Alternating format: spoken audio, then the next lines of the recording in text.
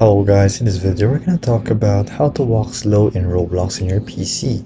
So right here we already have a game that we're going to use as an example, but basically to walk slow you're already doing it because in all games in your Roblox, in default you're already walking slow, and this is the normal walk when you press shift or technically you run.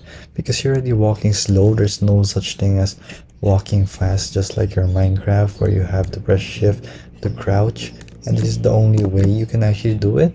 So there are no slow walks, and it only depends on the game that you're playing, because not all games will have this feature where you press shift and you're gonna be able to actually get the full features.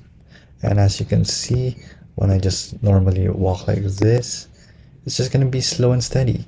But when I press shift, it's gonna run basically right here, as you can see, and it's gonna walk faster.